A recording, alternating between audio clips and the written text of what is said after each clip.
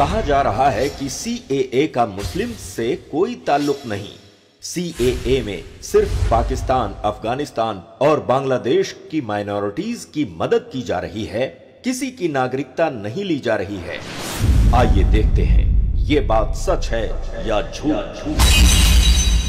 अब तक इंडिया के नागरिकता कानून में अगर किसी को नागरिकता चाहिए तो उसको 11 साल इंडिया में रहना पड़ता था, लेकिन कंडीशन ये थी कि लॉन्ग टर्म वीजा या ऑफिशियल मान्यता के साथ। अगर कोई इल्लीगल इमिग्रेंट यानी अवैध शरणार्थी 25 साल भी रहा है तो उसे नागरिकता नहीं मिलेगी। अब तक इसी तरीके से लाखों इमिग्रेंट्स को नागरिकता दी गई है।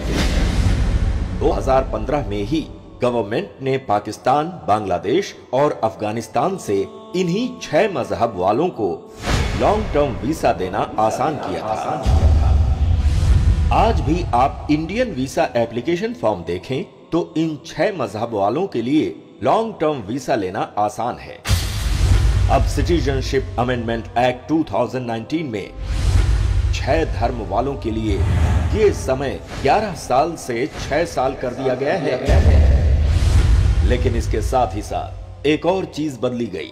सेक्शन 2 के आखिर में ये चीज क्लियर की गई कि इन 6 धर्म के लोगों के पास अगर लॉन्ग टर्म वीजा या कोई भी लीगल पेपर नहीं है तो भी उन्हें अवैध शरणार्थी, इल्लीगल इमिग्रेंट नहीं समझा जाएगा। यानी कि सीएए 2019 की वजह से ये 6 धर्म वाला कोई भी इमिग्रेंट शरणार्थी, चाहे वो लीगल हो वीजा के साथ या इल्लीगल हो, उसे लीगल ही समझा जाएगा।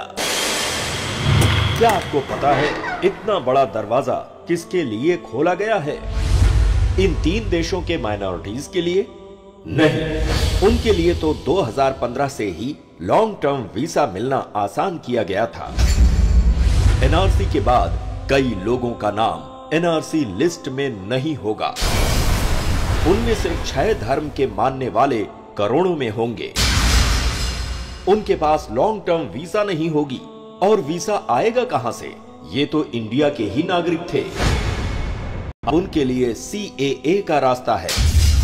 जैसे तकरीबन 14 लाख गैर मुस्लिम जिनका नाम आसाम एनआरसी में नहीं था, अब बिना लॉन्ग टर्म वीजा के उन्हें इंडिया की नागरिकता देने का इंतजाम सीएए में है।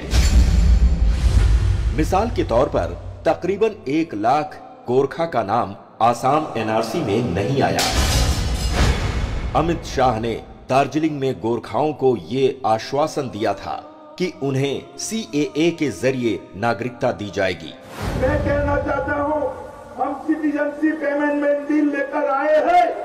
गोरखाओं तो डरने की जरूरत जरा भी नहीं है। इसके अलावे भी जितने हिंदू, सिख, बौद्ध, जैन और क्रिश्चियन आसपास के देश से आए हैं, वो शरणार्थी है।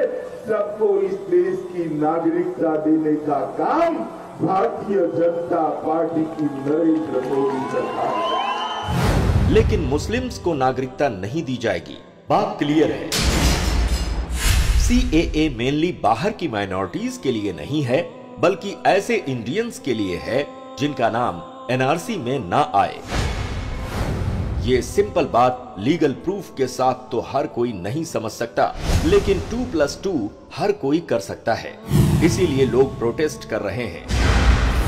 मुस्लिम्स को इस बात पर बिल्कुल ऑब्जेक्शन नहीं है कि पाकिस्तान, अफगानिस्तान, बांग्लादेश की माइनॉरिटीज को इंडिया में लाया जाए। इसीलिए 2015 में किसी ने प्रोटेस्ट नहीं किया। अगर हमारे पास कम भी है तो हम मिल बांट कर खा सकते हैं। इस्लाम सिखाता है कि 2 लोगों का खाना 4 लोगों के लिए भी काफी हो सकता है। सीएए एनआरसी इंडियन मुस्लिम्स की नागरिकता लेने के लिए है, किसी और को देने के लिए नहीं।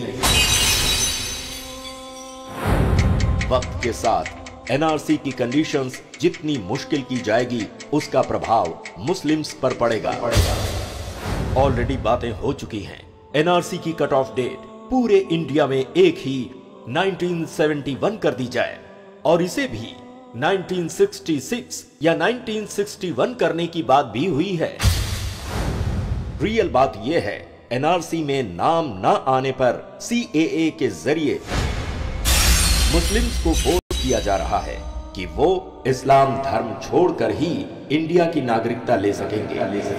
और ये बात इंडिया के कॉन्स्टिट्यूशन और आइडिया ऑफ इंडिया के बिल्कुल खिलाफ है। देश की भलाई के लिए इस वीडियो को हर भारतवासी तक पहुंचाना